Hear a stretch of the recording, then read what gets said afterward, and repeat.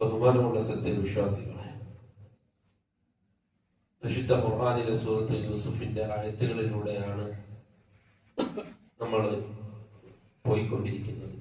അല്ലാഹു സുബ്ഹാനഹു വ തആല യൂസുഫ് അലൈഹിസ്സലാത്തു വസ്സലാം ജയിലിൽ വെച്ച് നടത്തിയ ദഅവത്തുമായി ബന്ധപ്പെട്ടുകൊണ്ട് അല്ലാഹു സംസാരിച്ചു ഖുർആനിൽ. ആ രണ്ട്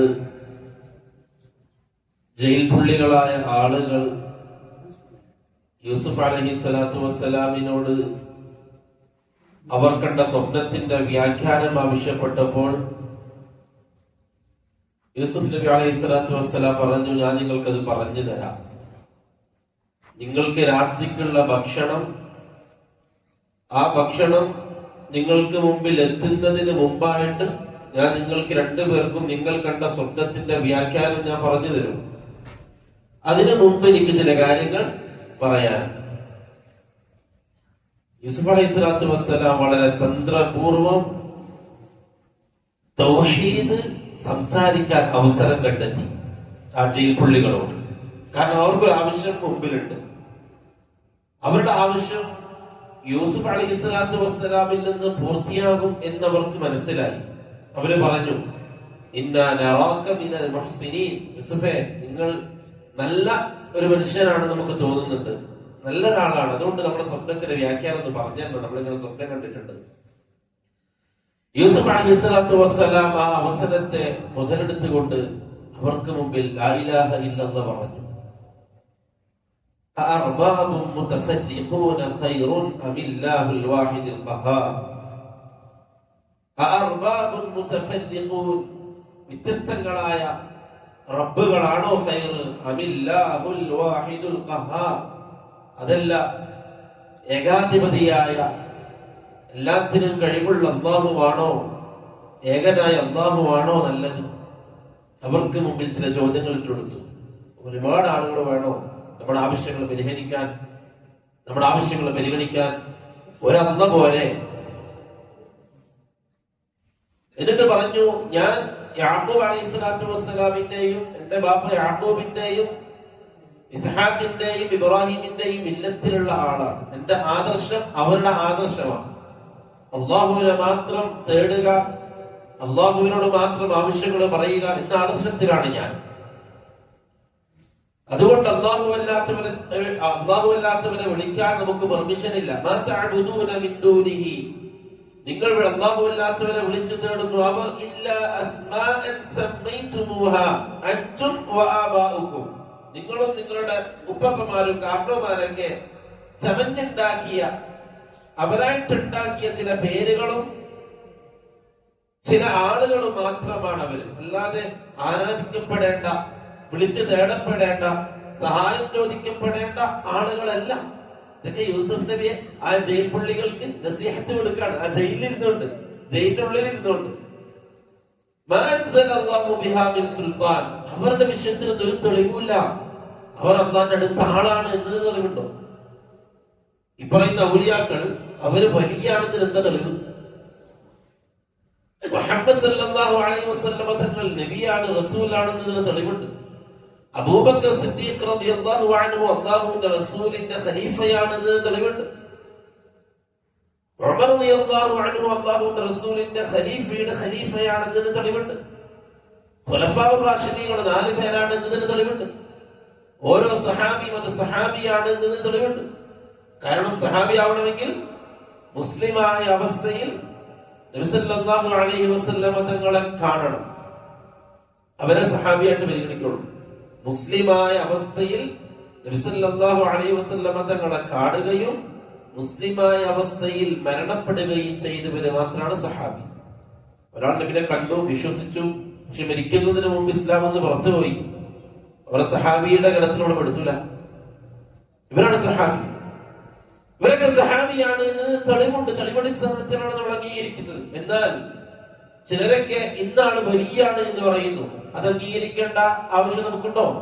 ഇല്ല, തെളിവ് വേണം. കാരണം വിനായത്തിന് എന്ത് തെളിവാണുള്ളത്? ഞാൻ വലിയാണ് എന്നത് ഞാൻ എങ്ങനെ ബോധ്യപ്പെടുത്തുക? ഞാൻ പറയല ഞാൻ വലിയാണെന്ന് പറഞ്ഞാൽ വലിയാവും.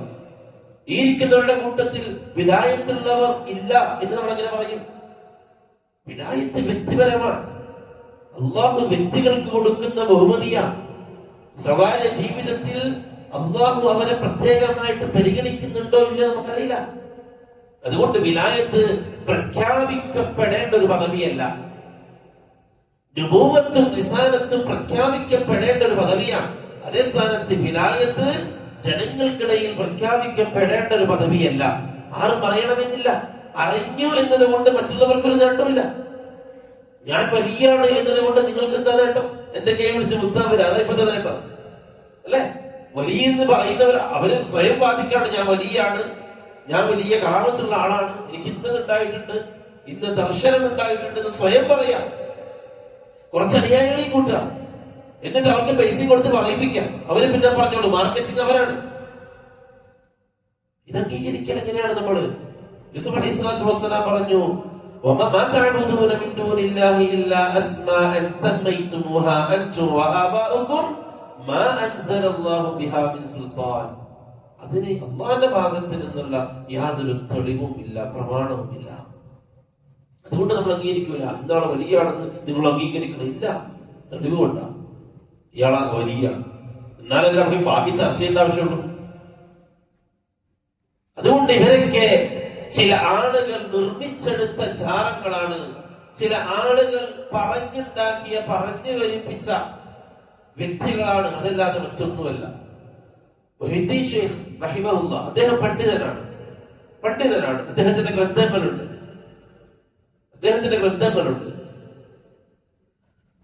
ഷെയ്ഖ് റഹിമഹുല്ലാഹ് അദ്ദേഹത്തിന് ഇവർ പറയുന്ന കഴിവുകൾ ഇവരെഴുതിയ ബുക്കിലല്ലാതെ വേറെ എവിടെയുണ്ട്? എനിക്കത് കഴിയും, എനിക്കിത് കഴിയും, ഞാൻ അങ്ങനെയാക്കി, ഞാൻ ഇങ്ങനെയാക്കി എന്ന് ഇവരെഴുതിയ മാലയിൽ മാത്രമേ ഉള്ളൂ. ഷെയ്ഖിന്റെ കിതാബിലുണ്ടോ? അദ്ദേഹത്തിന്റെ കിതാബിൽ, അദ്ദേഹം രേഖപ്പെടുത്തിയ, അദ്ദേഹത്തിന്റെ പേരിലേക്ക് ചേർക്കപ്പെട്ട കിതാബിലുണ്ടോ? ഇല്ല. അതാണ് നിങ്ങൾ നിർമ്മിച്ചുണ്ടാക്കിയ ചില വ്യക്തികൾ, ആ വ്യക്തികളെ പൂജിക്കപ്പെടാൻ, ആ വ്യക്തികൾ ആരാധിക്കപ്പെടാൻ, ആ വ്യക്തികളുടെ വിഷയത്തിൽ നിങ്ങളായിട്ട് മെനഞ്ഞുണ്ടാക്കിയ ഒരുപാട് കഥകൾ എല്ലാവരുടെ വിഷയത്തിലും അതാണ്. അലി റളിയല്ലാഹുവിന്റെ വിഷയത്തിൽ ഷിയാക്കൾ ഒരുപാട് എഴുതിയുണ്ടാക്കി. അലി റളിയല്ലാഹു അൻഹുവിനെ സഹാബാക്കളുടെ കൂട്ടത്തിൽ ഏറ്റവും പ്രധാനപ്പെട്ട ആളാക്കി. നബിയേക്കാൾ അലി റളിയല്ലാഹു അൻഹു തന്നെ, അലി റളിയല്ലാഹുവിന്റെ ജീവിത കാലഘട്ടത്തിൽ കരിച്ചു കൊന്ന ഒരു കൂട്ടം ആളുകളെ, അലി നീ നമ്മളുടെ റബ്ബാണെന്ന് പറഞ്ഞു, നീയാണ് നമ്മുടെ ഖാലിഖ്, നീയാണ് നമ്മുടെ മാലിക് എന്ന് പറഞ്ഞൊരു കൂട്ടം ആളുകൾ കൊന്നുകളഞ്ഞു അവർ അലി റളിയല്ലാഹു അൻഹു. ഈ രൂപത്തിലുള്ള വ്യക്തികളിലേക്ക് ജനങ്ങളുടെ മനസ്സടിപ്പിക്കുകയും അതുമൂലം അവരിൽ നിന്ന് ആവശ്യങ്ങൾ ഈ പറഞ്ഞ വ്യക്തിയിലേക്ക് ചോദിക്കപ്പെടുക, എന്നിട്ട് ആ വ്യക്തിയുടെ പേര് പറഞ്ഞുകൊണ്ട് കുറെ കാര്യങ്ങൾ ഉണ്ടാക്കുക, എന്നിട്ട് ഇവരിൽ നിന്നും പണം കഴിയുക. ഇതാണ് ഇവരുടെ പരിപാടി. അതുകൊണ്ടാണ് നമ്മൾ ഷിയാക്കൾ എന്ന പേര് വിളിക്കുന്നത്. എന്തുകൊണ്ട് ഷിയാക്കൾ എന്ന് പറയുന്നത്? ആദ്യമായിട്ട് ഖുതുബിയ്യത്ത് നടത്തിയത് ഷിയാക്കളാണ്. അലി റളിയല്ലാഹു അൻഹുവിന്റെ പേരിൽ ലീ ഖംസത്തുൻ മുത്ഫീ ബിഹാ ഹർറൽ വബാഇൽ ഹാതിമ അവർ പാടിയതാണ്. നമുക്ക് 5 അവതാരങ്ങളുണ്ട്. ഷിയാക്കളുടെ ബൈത്താണിത്, ഷിയാക്കളുടെ വാദമാണിത്. പക്ഷേ നമ്മുടെ ചുറ്റുമുള്ള ക്രിസ്ത്യക്കാരായ ആളുകൾ ഇത് പാടുന്നുണ്ട്. ലീ ഖംസത്തുൻ, നമുക്ക് 5 അവതാരങ്ങളുണ്ട്. അവർ കാരണമാണ് നമ്മളുടെ പ്രയാസങ്ങൾ മാറുന്നത്, അവർ കാരണമാണ് നമ്മളുടെ ദുരിതങ്ങൾ നീങ്ങുന്നത്. അൽ മുസ്തഫ, ഒന്നാമത്തത് മുഹമ്മദ് നബി സല്ലല്ലാഹു അലൈഹി വസല്ലം. വൽ മുർതദ, അലിയുൽ മുർതദ, അലി റളിയല്ലാഹു അൻഹു. വബിനാഹുമാ, അലി റളിയല്ലാഹു അൻഹു മക്കൾ ഹസൻ ഹുസൈൻ. അൽ ഫാത്തിമ, ഫാത്തിമ ബീവി റളിയല്ലാഹു അൻഹ. ഈ 5 ആരുടെ അവതാരങ്ങളാണ്? ഈ 5 ബന്ധം ഖാസായിട്ട് ഷിയാക്കൾക്കാണ്. ഇവരെ മാത്രമാണ് അവർ പരിഗണിക്കുക. അലി റളിയല്ലാഹു അൻഹു, ഹസൻ ഹുസൈൻ, ഫാത്തിമ. ഉമർ റളിയല്ലാഹു അൻഹു കാഫിറാണ്, അബൂബക്കർ റളിയല്ലാഹു അൻഹു കാഫിറാണ്, ഉസ്മാൻ റളിയല്ലാഹു അൻഹു കാഫിറാണ്. അവരുടെ വാദമാണ്. ഈ ബൈത്ത് പാടുന്ന പ്രസംഗങ്ങൾ നിങ്ങൾക്ക് കേൾക്കാം. തലപ്പാവ് ധരിച്ച വെള്ളവസ്ത്രധാരികളായ നമ്മുടെ നാട്ടിലുള്ള ഒരു വൈദ്യത്തിന്റെ വായിൽ നിന്നും ഒരു പറയും നമുക്ക് 5 അവതാരങ്ങൾ, അതുകൊണ്ടാണ് നമ്മുടെ ഷിയാക്കൾ എന്ന് പറയുന്നത് മാല മൗലൂദുകൾ തുടങ്ങിയത് അലി റളിയല്ലാഹുവിന്റെ പേരിലാണ്. ആദ്യമായിട്ട് മാല മൗലൂദുകൾ തുടങ്ങിയത്, മദ്ഹ് പറയുന്നത് തുടങ്ങിയത്. അതുകൊണ്ട് മാല മൗലൂദുകളുടെയും റാത്തീബുകളുടെയും പാരമ്പര്യം ചെന്നെത്തുന്നത് ഷിയാക്കളിലേക്കാണ്. കണക്ഷൻ എവിടെയാണ്? അതുകൊണ്ടാണ് നമ്മൾ പറഞ്ഞത് ആധുനിക ഷിയാക്കളാണിവർ. അതുകൊണ്ട് പ്രിയപ്പെട്ടവരെ, ഇവർ ഉണ്ടാക്കിയ ഈ വലിയകളെ, അവർ ഉണ്ടാക്കിയ നിങ്ങൾ പേര് കൊടുത്ത് നിങ്ങളുടെ ആവശ്യത്തിന് ഉണ്ടാക്കിയ ആളുകൾ മാത്രമാണ്. യൂസുഫ് അലൈഹി സ്വലാത്തു വസ്സലാമിന്റെ ഈ ദഅവത്ത് അതാണ്. അന്ന് പൂജിച്ചിരുന്ന മിസ്റിൽ, ഈജിപ്തിൽ അന്ന് പൂജിച്ചിരുന്ന ഒരുപാട് വിഗ്രഹങ്ങളുടെ നാടാണ് മിസ്ർ. ആ കാലഘട്ടത്തിൽ വിഗ്രഹങ്ങളെ നിർമ്മിക്കുക, ഓരോ ഗോത്രക്കാർക്കും ഓരോ നാട്ടുകാർക്കും ഓരോ രൂപത്തിൽ വിഗ്രഹങ്ങൾ നിർമ്മിക്കുക, എന്നിട്ട് അതിനെ പൂജിക്കുക. അതുകൊണ്ടാണ് യൂസുഫ് അലൈഹി സ്വലാത്തു വസ്സലാം ചോദിച്ചത്, വ്യത്യസ്തങ്ങളായ റബ്ബുകളാണോ അതല്ല ഏകനായ അല്ലാഹുവാണോ ഖൈർ എന്ന്. അതുകൊണ്ട് അല്ലാഹു അല്ലാത്ത വിളിക്കപ്പെടുന്ന, തേടപ്പെടുന്ന എന്തൊക്കെയുണ്ടോ അതൊക്കെ ഒരു പ്രമാണവുമില്ലാത്ത, ഒരു തെളിവുമില്ലാത്ത ആളുകൾ മാത്രമാണ്. ഷേഖ് അടക്കം ഒരു പണ്ഡിതനാണെങ്കിൽ പണ്ഡിതനാണ് ക്ലാസ്, മറ്റു പണ്ഡിതന്മാരെ പോലെ. അതിന്റെ അപ്പുറം അദ്ദേഹത്തിനൊന്നുമില്ല, ഇവർ എഴുതിണ്ടാക്കിയതല്ലാതെ. യൂസുഫ് അലൈഹി സ്വലാത്തു വസ്സലാം പ്രബോധനം കഴിഞ്ഞതിന് ശേഷം, ദഅവത്ത് കഴിഞ്ഞതിന് ശേഷം അവരോട് വാഗ്ദാനം ചെയ്ത ആ സ്വപ്നത്തിന്റെ വ്യാഖ്യാനം പറഞ്ഞു കൊടുത്തു. ഒരാളോട് പറഞ്ഞു, നിങ്ങൾ കണ്ട സ്വപ്നം, നിങ്ങൾ വീണ്ടും രാജാവിന്റെ കൊട്ടാരത്തിൽ വീഞ്ഞ് ഒഴിച്ചു കൊടുക്കുന്ന ആളായിട്ട് മാറും. രണ്ടാമത്തെ ആളോട് പറഞ്ഞു, നിങ്ങൾ കൊട്ടയിൽ ഖുബ്സ് കൊണ്ടുപോയി ആ പക്ഷികൾ കൊട്ടയിൽ നിന്നും ആ ഖുബ്സിനെ, ആ റൊട്ടിയെ കൊത്തിത്തുന്നതായിട്ട് നിങ്ങൾ കണ്ടത്, നിങ്ങളെ രാജാവ് ക്രൂശിക്കും, നിങ്ങൾ കൊല്ലപ്പെടും, നിങ്ങളുടെ തലയോട്ടിയിൽ നിന്നും പക്ഷികൾ നിങ്ങളെ കൊത്തിത്തുന്ന അവസ്ഥയുണ്ടാകും. അവർ രണ്ടുപേരും ചോദിച്ചതുപോലെ, അവർ രണ്ടുപേരും വ്യാഖ്യാനം തേടിയതുപോലെ സംഭവം നടന്നു. യൂസുഫ് അലൈഹി സ്വലാത്തു വസ്സലാം ഈ രാജാവിന്റെ കൊട്ടാരത്തിലേക്ക് വീഞ്ഞൊഴിച്ച് കൊടുക്കാൻ പോയ വ്യക്തി, അതായത് രാജാവ് കൊല്ലാതെ ശിക്ഷിക്കാതെ വീണ്ടും തിരിച്ച് ജോലിക്കെടുത്ത ആ വ്യക്തിയുടെ വിഷയത്തിൽ യൂസുഫ് അലൈഹി സ്വലാത്തു വസ്സലാം അദ്ദേഹത്തോട് പറഞ്ഞു, വഖാല ലില്ലദി ظن أنه ناج منه اذكرني عند ربك. നീ രാജാവിന്റെ അടുത്ത് എത്തിയാൽ എന്റെ കാര്യം ഒന്ന് ഓർമ്മിപ്പിക്കണം. فأنساه الشيطان ذكر ربه. രാജാവിന്റെ അടുക്കൽ ഈ കാര്യം പറയുന്നതിനെ തൊട്ട് ശൈത്താൻ മറപ്പിച്ചു കളഞ്ഞു. فلبث في السجن بضع سنين. യൂസുഫ് നബി പിന്നെ കുറച്ചു കാലം ജയിലിൽ തുടർന്നു. പണ്ഡിതന്മാർ പറഞ്ഞു, എന്ന് പറഞ്ഞത് 3 മുതൽ 9 വരെയുള്ള വർഷമാണ്. 3 മുതൽ 9 വരെ, അതിന്റെ ഇടയിലുള്ള വർഷക്കാലമാണ് യൂസുഫ് നബി വീണ്ടും ജയിലിൽ കടന്നത്. 12 വർഷം എന്ന അഭിപ്രായം പറഞ്ഞവരും ഉണ്ട്, 2 വർഷം 3 വർഷം എന്ന അഭിപ്രായം പറഞ്ഞവരുണ്ട്. ഏതായാലും യൂസുഫ് അലൈഹി സ്വലാത്തു വസ്സലാം വീണ്ടും ജയിലിൽ തുടരുന്നു. വർഷങ്ങൾ ഒരുപാട് കഴിഞ്ഞു. യൂസുഫ് അലൈഹി സ്വലാത്തു വസ്സലാം ജയിൽ മോചിതനായ ആ വ്യക്തി ജയിലിൽ പഴയ ജോലിയായിട്ട് ഇങ്ങനെ തുടർന്നു പോകുന്നു. അങ്ങനെയാണ് രാജാവ് സ്വപ്നം കാണുന്നത്. വീണ്ടും ഒരു സ്വപ്നകഥ. വിശുദ്ധ ഖുർആൻ അല്ലാഹു പറയാണ്, രാജാവ് സ്വപ്നം കാണുന്നു. വഖാലൽ മലികു, രാജാവ് പറഞ്ഞു, ഇന്നി അറാ സബ്അ ബഖറാത്തിൻ സിമാനിൻ യഅകുലുഹുന്ന സബ്ഉൻ ഇജാഫുൻ. ഞാൻ തീർച്ചയായിട്ടും കണ്ടിരിക്കുന്നു, സ്വപ്നം കണ്ടിരിക്കുന്നു, സബ്അ ബഖറാത്തിൻ 7 പശുക്കളെ, സിമാനിൻ തടിച്ച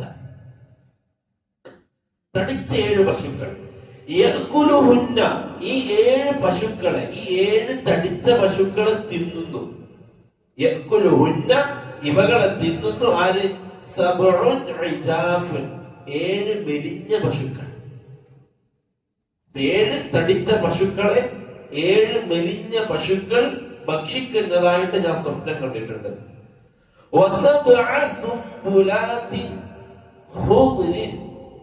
7 പച്ച നെൽക്കതിരുകളും 7 ഉണങ്ങിയ നെൽക്കതിരുകളും ഞാൻ സ്വപ്നത്തിൽ കണ്ടു. രാജാവ് കണ്ട സ്വപ്നം ഇതാണ്: 7 തടിച്ച പശു, ആ തടിച്ച പശുക്കളെ 7 മെലിഞ്ഞ പശുക്കൾ തിന്നുന്നു, 7 പച്ചക്കതിരുകൾ, 7 ഉണങ്ങിയ കതിരുകൾ. ഇതാണ് സ്വപ്നം. എന്നിട്ട് രാജാവ് പറഞ്ഞു, യാ അയ്യുഹൽ മലഉ, രാജകൊട്ടാരത്തിലെ പണ്ഡിതന്മാരോട്, പുരോഹിതന്മാരോട്, സ്വപ്നവ്യാഖ്യാതാക്കളോട് രാജാവ് പറഞ്ഞു, അഫ്തൂനി ഫീ റുയായ, എന്റെ ഈ സ്വപ്നത്തിൽ നിങ്ങൾ വ്യാഖ്യാനം പറഞ്ഞു തരണം. ഇൻ കുൻതും ലിർറുയാ തഅബുറൂൻ, നിങ്ങൾ സ്വപ്ന വ്യാഖ്യാനം അറിയുന്നവരാണെങ്കിൽ എനിക്ക് ഞാൻ ഈ കണ്ട സ്വപ്നത്തിന്റെ വ്യാഖ്യാനം പറഞ്ഞു തരണം.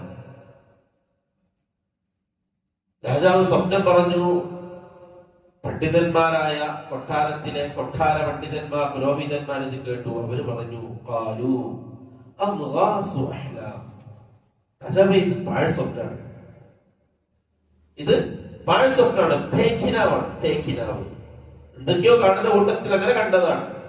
വമാ നഹ്നു ബിതഅ്വീലിൽ അഹ്ലാമി ബിആലിമീൻ, ഇതേപോലുള്ള പേക്കിനാക്കളുടെ വ്യാഖ്യാനം പറയാൻ നമുക്കറിയില്ല. ഇങ്ങനെയുള്ള പാഴ് സ്വപ്നങ്ങളുടെ വ്യാഖ്യാനം പറയാനൊന്നും നമുക്കറിയില്ല. അങ്ങനെ കൊട്ടാരത്തിലുള്ള ആളുകൾ രാജാവിന്റെ സ്വപ്നത്തെ തള്ളിക്കളഞ്ഞു. ഇത് വലിയ കാര്യാക്കണ്ട, താങ്കൾ എന്ത് വെറുതോ കണ്ടതാണ്. എന്നാൽ രാജാവിന്റെ സ്വപ്നവും ആ സ്വപ്ന വ്യാഖ്യാനം രാജകൊട്ടാരത്തിലുള്ള ആളുകളോട് ചോദിച്ചതും അവർക്കതിന് മറുപടിയൊന്നും കിട്ടാത്ത വിവരം വീഞ്ഞൊഴിച്ചു കൊടുക്കുന്ന യൂസുഫ് നബിയുടെ ജയിൽമേറ്റ് അറിഞ്ഞു. ജയിലിൽ യൂസുഫ് നബിയുടെ കൂടെ ഉണ്ടായ ആള് ഓർത്തു, ആ യൂസുഫ് എന്ന് പറയുന്ന ഒരുത്തന് നമുക്ക് സ്വപ്ന വ്യാഖ്യാനം പറഞ്ഞായിരുന്നല്ലോ. വഖാലല്ലദീ നജാ മിൻഹുമാ വദ്ദകറ ബഅദ ഉമ്മത്തിൻ, ഒരുപാട് കാലത്തിന് ശേഷം, വർഷം കുറേയായി, അന്ന് പറഞ്ഞതാണ്. പോകുമ്പോ രാജാവിനോട് പറയണ്ടേ, വർഷം എത്ര കഴിഞ്ഞ്? 7, 8, 10, 12 കഴിഞ്ഞ്. വഖാലല്ലദീ നജാ മിൻഹുമാ, അവൻ 2 പേരിൽ നിന്നും രക്ഷപ്പെട്ടവൻ പറഞ്ഞു, അവൻ വദ്ദകറ ഓർത്തു, ബഅദ ഉമ്മത്തിൻ, ഒരുപാട് വർഷങ്ങൾക്ക് ശേഷം അവൻ ഓർത്തു, അന ഉനബ്ബിഉകും ബിതഅ്വീലി, രാജാവിനോട് പറഞ്ഞു, രാജാവേ ഞാൻ പറഞ്ഞുതരാം അതിന്റെ വ്യാഖ്യാനം, ആ സ്വപ്നത്തിന്റെ വ്യാഖ്യാനം ഞാൻ പറഞ്ഞുതരാം. ഫഅർസിലൂനി, എന്നെ നിങ്ങൾ അയച്ചാലും. ആരിലേക്ക്? യൂസുഫിലേക്ക്. ഇന്നൊരാളുണ്ട് ജയിലിൽ കിടക്കുന്നുണ്ട്, യൂസുഫ് എന്നാണ് പേര്. അയാളുടെ അടുത്തേക്ക് അയക്ക്, എന്നെ അവിടെ എത്തിക്ക്, ഞാൻ നിങ്ങൾക്ക് എന്ത് ചെയ്യാം, നിങ്ങൾ ഈ കണ്ട സ്വപ്നത്തിന്റെ വ്യാഖ്യാനം പറഞ്ഞു തരാം. എന്നിട്ട് ഈ മനുഷ്യൻ എന്ത് ചെയ്തു? യൂസുഫ് നബിയുടെ ജയിലിലേക്ക് എത്തി. എന്നിട്ട് യൂസുഫ് അലൈഹിസ്സലാത്തു വസ്സലാമിനോട് വിവരം പറഞ്ഞു, രാജാവ് ഇങ്ങനെയൊക്കെ സ്വപ്നം കണ്ടിട്ടുണ്ട്, അതിന്റെ വ്യാഖ്യാനം പറഞ്ഞു തരണം. യൂസുഫ് അയ്യുഹസ് സിദ്ദീഖ്, ഈ ആള് പോയിട്ട് യൂസുഫ് നബിനെ വിളിക്കാം. യൂസുഫ് അയ്യുഹസ് സിദ്ദീഖ്, സത്യസന്ധനായ യൂസുഫേ, അഫ്തിന, നമുക്ക് പറഞ്ഞതാ, നമുക്ക് വിവരിച്ചതാ. ഫീ സബ്ഇ ബഖറാത്തിൻ സിമാനിൻ യഅകുലുഹുന്ന സബ്ഉൻ ഇജാഫുൻ വസബ്ഇ സുംബുലാത്തിൻ ഖുദ്രിൻ വഉഖറ യാബിസാത്ത്. ഈ പറഞ്ഞ സ്വപ്നത്തിന്റെ വ്യാഖ്യാനം നമുക്കൊന്ന് പറഞ്ഞതാ. ലഅല്ലി അർജിഉ ഇലന്നാസി ലഅല്ലഹും യഅലമൂൻ, ഞാൻ എന്ത് ചെയ്യട്ടെ, ആ വ്യാഖ്യാനവുമായിട്ട് ജനങ്ങളുടെ അടുത്തേക്ക് പോട്ടെ, രാജാവിന്റെ അടുത്തേക്ക് പോട്ടെ, എന്നിട്ട് ഞാനത് പറഞ്ഞു കൊടുക്കട്ടെ, അവർക്കൊക്കെ ഈ സ്വപ്നത്തിന്റെ വ്യാഖ്യാനം മനസ്സിലാവട്ടെ എന്ന് എനിക്ക് പറഞ്ഞതാ. യൂസുഫ് അലൈഹിസ്സലാത്തു വസ്സലാം പറഞ്ഞു കൊടുക്കാൻ ഒരുങ്ങണം. റസൂലുള്ളാഹി സ്വല്ലല്ലാഹു അലൈഹി വസല്ലം തങ്ങളുടെ ഹദീസിൽ കാണാം, യൂസുഫ് അലൈഹിസ്സലാത്തു വസ്സലാം പെട്ടെന്ന് സ്വപ്നത്തിന്റെ വ്യാഖ്യാനം പറഞ്ഞു കൊടുത്തു. യൂസുഫ് എന്തൊരു മാന്യനാണ്, ഞാനായിരുന്നെങ്കിൽ പെട്ടെന്ന് പറയായിരുന്നില്ല, എന്നെ ഇവിടുന്ന് മോചിപ്പിച്ചിട്ട് വേണമെങ്കിൽ പറഞ്ഞുതരാന്ന് പറയായിരുന്നു. യൂസുഫ് അലൈഹിസ്സലാത്തു വസ്സലാം ഉദ്റൊന്നും പറഞ്ഞില്ല. പറയാ, ഞാൻ നിരപരാധിയാണ്, ഞാൻ ജയിലിലാണ്, രാജാവിനോട് എന്നെ മോചിപ്പിക്കാൻ പറ, എന്നിട്ട് വേണം ഞാൻ സ്വപ്നത്തിന് വ്യാഖ്യാനം പറഞ്ഞുതരാം. യൂസുഫ് അലൈഹിസ്സലാത്തു വസ്സലാം ഒന്നും പറഞ്ഞില്ല. യൂസുഫ് പറഞ്ഞു, ഖാല, ഈ വന്ന ആൾക്ക് പറഞ്ഞു കൊടുക്കാണ്, തസ്റഊന സബ്അ സിനീന ദഅബ, നിങ്ങൾ ഇനിയുള്ള 7 വർഷക്കാലം നിങ്ങൾ നല്ല വിളവെടുക്കും, നിങ്ങൾക്ക് വിളവുണ്ടാകും, നല്ല ക്ഷേമമുണ്ടാകും. ഫമാ ഹസദ്തും ഫദറൂഹു ഫീ സുംബുലിഹി ഇല്ലാ ഖലീലൻ മിമ്മാ തഅകുലൂൻ, നിങ്ങൾക്ക് ഭക്ഷണം കഴിക്കാനുള്ളത് മാത്രം എടുത്തിട്ട് ബാക്കിയെല്ലാം നിങ്ങൾ എന്ത് ചെയ്യണം? സൂക്ഷിക്കണം, സൂക്ഷിച്ചു വെക്കണം, ഗൗഡൌണിലാക്കി വെക്കണം. ഭക്ഷണം കഴിക്കാനുള്ളത് മാത്രം അമിതമായിട്ട് ഉപയോഗിക്കരുത്.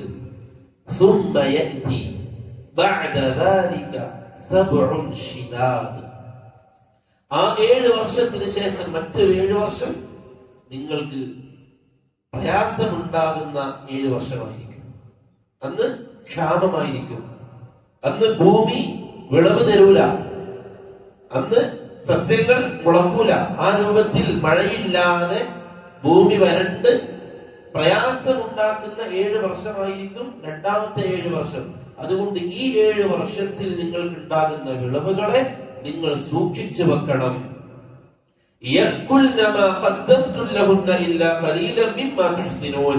ആ രണ്ടാമത്തെ 7 വർഷത്തിൽ ഈ വർഷത്തിൽ നിങ്ങൾ എടുത്തു വെച്ചതിന് നിങ്ങൾക്ക് എന്താക്കാൻ പറ്റും?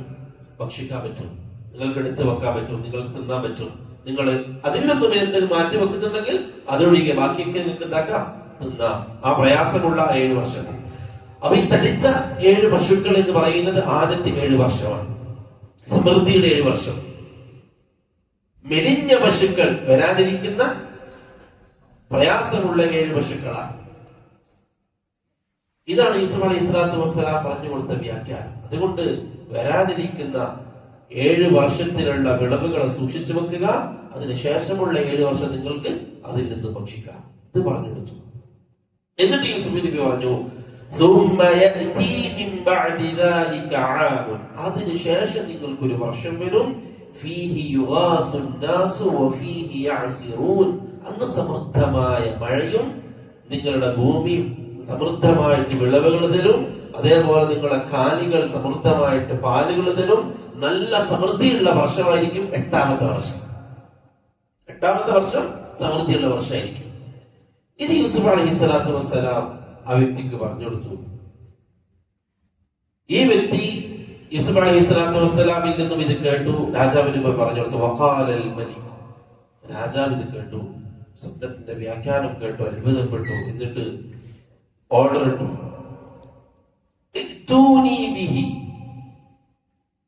യൂസുഫിനെ കൊണ്ടുവാ. ഈ വ്യാഖ്യാനം പറഞ്ഞു യൂസുഫിനെ കൊണ്ടുവാ. അങ്ങനെ യൂസുഫ് അലൈഹി സ്വലാത്തു വസ്സലാമിന്റെ അടുക്കുന്ന ഒഫീഷ്യലായിട്ട് ആളെത്തി. രാജാവിന്റെ അടുക്കൽ നിന്ന് നേരിട്ട് യൂസുഫ് നബിയെ ക്ഷണിക്കാൻ ആള് വന്നു. യൂസുഫ് നബിയുടെ അടുത്തേക്ക് ആളെത്തി. എന്നിട്ട് പറഞ്ഞു, യൂസുഫ് അലൈഹി സ്വലാത്തു വസ്സലാമിന്റെ അടുക്കിലേക്ക് വന്നിട്ട്, നിങ്ങളെ രാജാവ് ക്ഷണിക്കുന്നുണ്ട്, രാജാവ് വിളിക്കുന്നുണ്ട്, നിങ്ങൾ വരണമെന്ന് പറഞ്ഞപ്പോൾ യൂസുഫ് നബി ആ വ്യക്തിയോട് പറഞ്ഞു, ആ ദൂതനോട് പറഞ്ഞു, രാജാവിന്റെ ദൂതനോട് പറഞ്ഞു, നീ നിന്റെ രാജാവിന്റെ അടുത്തേക്ക് തിരിച്ചു പോകണം. എന്നിട്ട് നീ രാജാവിനോട് ചോദിക്കണം,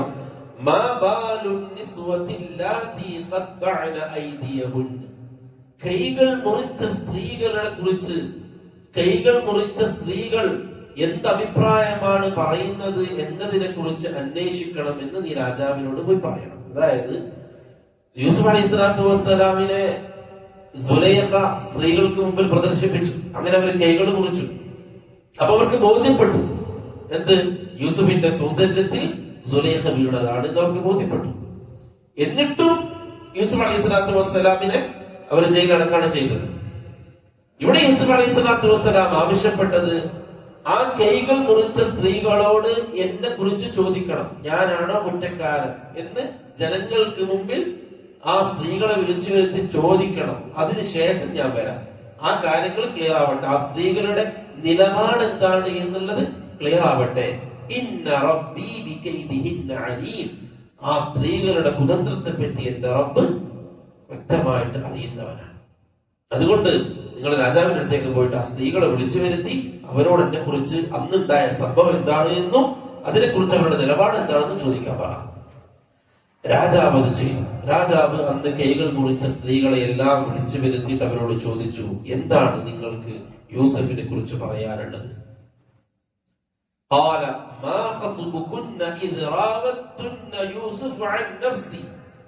രാജാവ് പറഞ്ഞു, നിങ്ങൾക്ക് എന്താണ് പറയാനുള്ളത്?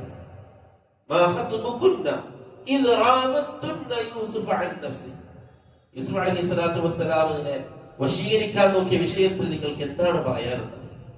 അപ്പൊ ആ സ്ത്രീകൾ പറഞ്ഞു, അള്ളാഹു തന്നെയാണ് സത്യം, യൂസുഫിൽ നിന്ന് മോശമായിട്ടൊന്നും നമുക്ക് ഉണ്ടായിട്ടില്ല.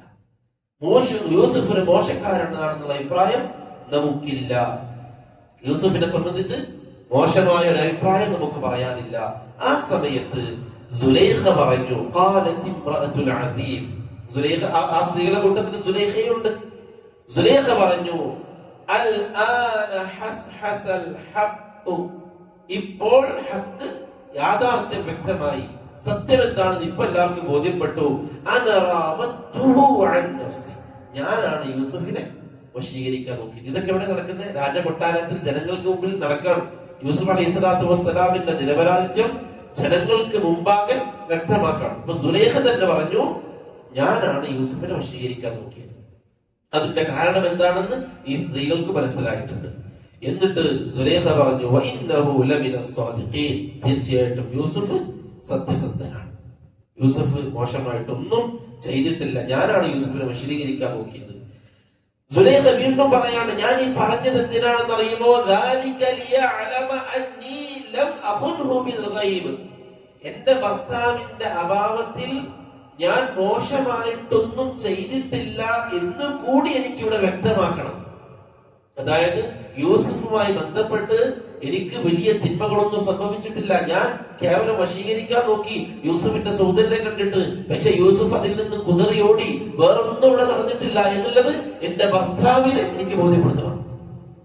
കാരണം ഭർത്താവ് വേറെ ചിന്തിക്കണ്ട. അതുകൊണ്ട് എന്തിനാണ് ഞാൻ പറയുന്നത്? മനസ്സിലാകാൻ വേണ്ടി, ആളുകൾ അറിയാൻ വേണ്ടി. ഞാൻ എന്റെ ഭർത്താവിനെ വഞ്ചിച്ചിട്ടില്ല, അഭാവത്തിൽ വഞ്ചിച്ചിട്ടില്ല എന്ന് ബോധ്യപ്പെടാൻ. വഞ്ചിക്കുന്ന, വഞ്ചിതരായ ആളുകളുടെ ഒരു കാര്യവും അള്ളാഹു ലക്ഷ്യത്തിലെത്തിക്കൂല. ആരാ പറയുന്നത്? സുലൈഖ പറയാ. അതുകൊണ്ട് ഞാൻ എന്തായിട്ടില്ല, എന്റെ ഭർത്താവിനെ വഞ്ചിച്ചിട്ടില്ല. എനിക്കിങ്ങനെ സംഭവിച്ചു എന്നുള്ളത് ശരിയാണ്, പക്ഷെ ഒന്നും സംഭവിച്ചിട്ടില്ല. ഞാൻ യൂസുഫിന്റെ ബേക്കിൽ ഓടി, പക്ഷെ യൂസുഫ് കുതിറി ഓടി, അവസാനം അസീസിന്റെ മുമ്പിൽ പെട്ടു, വേറൊന്നും നടന്നിട്ടില്ല. ഇതൊക്കെയാണ് സത്യം. ഞാൻ എന്തുകൊണ്ടാണ് യൂസുഫിന്റെ ബേക്കിൽ ഓടിയത്? കണ്ട, സ്ത്രീകളൊക്കെ പറഞ്ഞു, യൂസുഫ് അത്രയും സൗന്ദര്യമാണ്, അതുകൊണ്ടാണ് അവര് കൈകൾ പോലും മുറിച്ചത്, അതുകൊണ്ട് എനിക്കങ്ങനെ തോന്നി, പക്ഷെ മറ്റൊന്നും സംഭവിച്ചിട്ടില്ല എന്ന് എനിക്ക് എന്റെ ഭർത്താവിന്റെ മുമ്പിൽ അത് ബോധ്യപ്പെടുത്തണം. എന്റെ ബറാഅത്ത്, ഞാൻ നിരപരാധിയാണ്, വേറെ തെറ്റുകളൊന്നും ഉണ്ടായിട്ടില്ല എന്ന് ബോധ്യപ്പെടുത്തണം. അതിനാണ് ഞാൻ ഇത് ചെയ്തത്. എന്നിട്ട് സുലൈഖ വീണ്ടും പറയാണ്, ഞാൻ എന്റെ നഫ്സിനെ കുറ്റമുക്തമാക്കുന്നില്ല. തെറ്റ് ചെയ്യാത്ത, തെറ്റ് ചിന്തിക്കാത്ത ആളായിട്ടും ഞാൻ എന്നെ പറയുന്നില്ല. നഫ്സ് അത് തെറ്റുകൾ ആഗ്രഹിക്കും, നഫ്സ് അത് തെറ്റുകളിലേക്ക് ചായും. അമ്മാറത്തും ബിസ്സുവാണ് നഫ്സ്. മനസ്സ് തിന്മകൾ ആഗ്രഹിക്കുന്ന, തിന്മകൾ ചിന്തിക്കുന്ന, തിന്മകൾ ചെയ്യാൻ കൊതിക്കുന്ന അവസ്ഥ മനസ്സിനുണ്ടാകും. അത് മനസ്സിന്റെ അവസ്ഥയാണ്. അതിനാണ് നഫ്സുൽ അമ്മാറ എന്ന് പറയാം. അത് എല്ലാവർക്കും ഉണ്ട്. ഇല്ലാമ റഹിമ റബ്ബി, എന്റെ റബ്ബ് കരുണ ചെയ്തവർ ഒഴികെ. അവർ തെറ്റുകൾ ചിന്തിക്കുന്നില്ല. സുലൈഖ സ്വന്തം പറയാണ്, എന്റെ ഭാഗത്ത് തെറ്റ് സംഭവിച്ചു, ഞാൻ എന്നെ തെറ്റിൽ നിന്ന് മുക്തമാക്കുന്നില്ല.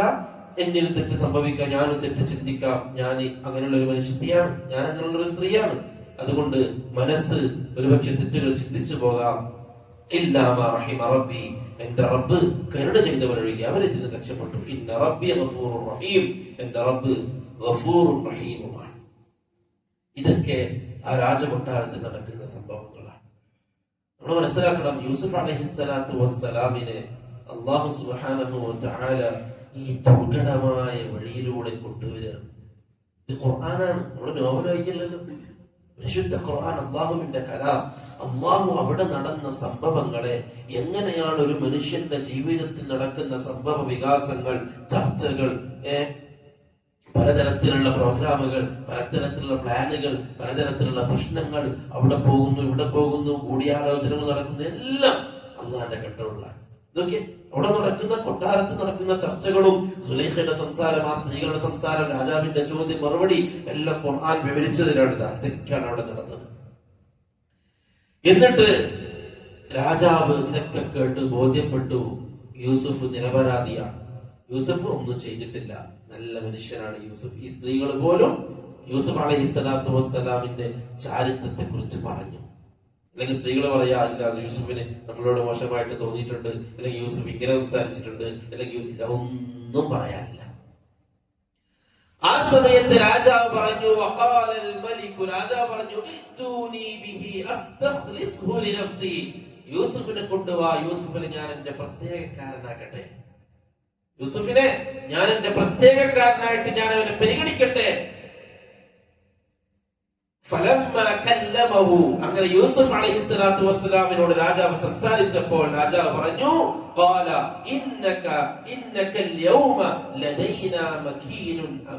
ഇന്നത്തെ ദിവസം നിനക്ക് നമ്മുടെ അടുക്കൽ വിശ്വസ്തതയും നിനക്ക് സ്ഥാനവും മാനവും നിനക്ക് വിശ്വസ്തതയും നൽകിയിട്ടാണ് ഇന്ന് ഞാൻ നിന്നെ സ്വീകരിച്ചിരിക്കുന്നത് എന്ന് രാജാവ് യൂസുഫ് അലൈഹിസ്സലാത്തു വസ്സലാമിന്റെ കൊട്ടാരത്തിലേക്ക് സ്വീകരിക്കണം.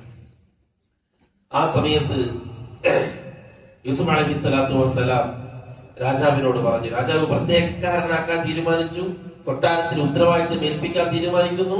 ആ സമയത്ത് യൂസുഫ് അലൈഹിസ്സലാത്തു വസ്സലാം പറഞ്ഞു, എന്നെ നിങ്ങൾ ഭൂമിയുടെ ഖസാന സംരക്ഷിക്കുന്ന, അതായത് ഭക്ഷ്യവകുപ്പ് നിങ്ങൾ എന്നെ ഏൽപ്പിക്കണം. ഇന്നി ഹഫീദുൻ അലീം, ഞാനത് സംരക്ഷിക്കുന്നവനാണ്, ഞാൻ അതിനെ കുറിച്ച് അറിയുന്നവനാണ്. പണ്ഡിതന്മാർ പറഞ്ഞു, ഈ ആയത്തിൽ യൂസുഫ് അലൈഹിസ്സലാത്തു വസ്സലാം സ്വന്തമായിട്ടൊരു ഉത്തരവാദിത്തം ഏറ്റെടുക്കണം. മാത്രമല്ല യൂസുഫ് അലൈഹിസ്സലാത്തു വസ്സലാം പ്രത്യേകം പറയുകയും ചെയ്തു, ഞാൻ ഹഫീദാണ്, ഇതൊക്കെ സംരക്ഷിക്കാൻ കഴിയുന്നൊരുത്തനാണ്, അലീമാണ്, ഇതൊക്കെ ഈ പ്രോഗ്രാമിംഗ് എനിക്ക് അറിയാം, ഇത് സെറ്റ് എങ്ങനെ ചെയ്യേണ്ടതെന്നുള്ളത് എനിക്ക് അറിയാം എന്ന് യൂസുഫ് പറഞ്ഞു. ഇത് ശരിയാണോ? സ്വന്തം തമദഹ ചെയ്യല്, സ്വന്തം ഒരു ഉത്തരവാദിത്തം ഏറ്റെടുക്കല്. പണ്ഡിതന്മാർ പറഞ്ഞു, ചില സന്ദർഭങ്ങളിൽ അത് അനുവദനീയമാണ്. എപ്പോഴാണ് ആ അനുവദനീയം? സാധാരണ നബി സല്ലല്ലാഹു അലൈഹി വസല്ലം തന്റെ ഹദീസിലുണ്ട്, ഇമാറത്ത്, അമീർ സ്ഥാനം ഒരിക്കലും ചോദിച്ചു വാങ്ങരുത്. ഞാൻ പ്രസിഡന്റ് ആയിക്കോളാം എന്ന് പറയാം. ഇപ്പൊ അതിനടിയാണല്ല പ്രസിഡന്റ് സെക്രട്ടറി വിഷയല്ലോ. അതിനുവേണ്ടിയാണ് യുദ്ധം, അതിനുവേണ്ടിയാണ് പ്രസ്ഥാനങ്ങൾ അടികൂടുന്നത്. സ്ഥാനം കിട്ടണം, കസാര കിട്ടണം. യൂസുഫ് അലൈഹിസ്സലാത്തു വസ്സലാം തങ്ങൾ പറഞ്ഞു, സ്ഥാനം നിങ്ങൾ ചോദിച്ചു വാങ്ങരുത്, പരീക്ഷിക്കപ്പെട്ടേക്കാം. അതിന് ഉത്തരവാദിത്തമാണ്, ഭാരിച്ച ഉത്തരവാദിത്തമാണ്. അതിൽ അമാനത്തില്ല എങ്കിൽ, സിദ്ഖില്ല എങ്കിൽ അള്ളാഹു ചോദ്യം ചെയ്യും. ഭരണാധികാരിയാവാന്നുള്ളത് തമാശല്ല. നല്ല ഭരണാധികാരിക്ക് അള്ളാഹു ഒരുപാട് ഓഫറുകൾ നൽകിയല്ലേ. ആർഷിന്റെ താഴെ തണൽ നൽകുന്ന വിഭാഗം ആളുകൾ, അതിലെന്താണ് മലിക്കുൽ ആദിൽ, നീതിമാനായ ഭരണാധികാരിക്ക് അള്ളാഹു ആർഷിന്റെ തണൽ കൊടുത്തു. കാരണം അത് അത്ര എളുപ്പമുള്ള സംഗതിയല്ല. ഇന്നലെ നമ്മൾ വായിച്ച ഹദീസിലുണ്ട് 3 കൂട്ടർ സ്വർഗത്തിലേക്ക് പോകുന്ന 3 കൂട്ടർ. അതിലൊന്ന് നീതിമാനായ, നീതി നടപ്പാക്കുന്ന, നന്മകൾ ചെയ്യാൻ തൗഫീഖ് ലഭിച്ച ഭരണാധികാരി, സ്വർഗത്തിൽ പ്രവേശിക്കുന്ന രാജാവാണ്. അതുകൊണ്ട് അമീർ സ്ഥാനം ചോദിച്ചു വാങ്ങാൻ പാടില്ല. ഏൽപ്പിക്കപ്പെട്ടാൽ അള്ളാഹുവിന്റെ സഹായം അതിലുണ്ടാവും, അള്ളാഹുവിന്റെ സഹായം ഉണ്ടാവും. ഇവിടെ സംഭവിച്ചത് യൂസുഫ് അലൈഹിസ്സലാത്തു വസ്സലാം സ്വന്തം പറയാണ്, ഇത് ഞാൻ നോക്കിക്കോളാം, ഭക്ഷ്യവകുപ്പ് ഞാൻ നോക്കിക്കോളാം, എനിക്കതിന് കേൾക്കും.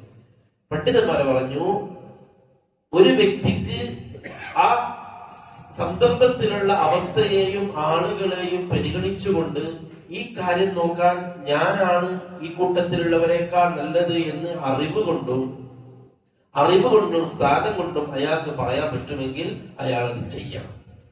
ഉദാഹരണം പറഞ്ഞാൽ, ഇപ്പം എന്തെങ്കിലും ഇൽമിയായ വിഷയം, ദീനപരമായിട്ട് ചർച്ച നടക്കണം, ഇതാരാ സംസാരിക്കുക, ചർച്ച നടക്കണം. അപ്പൊ ഞാൻ പറയാണ്, നിങ്ങളുടെ കൂട്ടത്തിൽ ഞാനത് പറയാം, ഞാൻ ആ വിഷയം സംസാരിക്കാം, കാരണം എനിക്കത് പറയാൻ പറ്റും എന്നുള്ള വിശ്വാസം എനിക്കുള്ളോണ്ട്.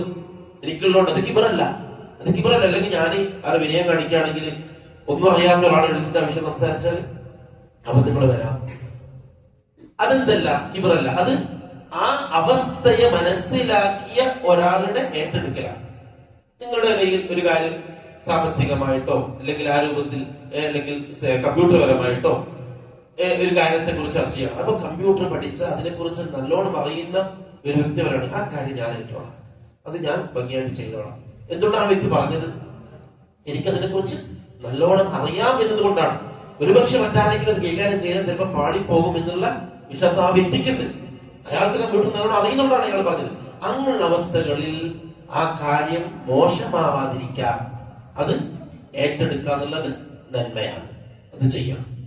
അതേപോലെ തന്നെ എനിക്കത് അറിയാം, യൂസഫ് പറഞ്ഞ അലീമു, ഞാൻ അതിനെക്കുറിച്ച് അലീമാണ്, അറിയുന്നവരാണ്, അതും പറയണം. എനിക്ക് അതിനെക്കുറിച്ച് അറിയാം. ചിലപ്പോൾ എന്തെങ്കിലും ചർച്ച നടക്കുമ്പോൾ ആ വിഷയം ഡീപ്പായിട്ട് പഠിച്ച ഗവേഷണം ചെയ്ത ഒരാൾ നമ്മുടെ കൂട്ടത്തിലുണ്ടാവും, നമുക്കറിയില്ല.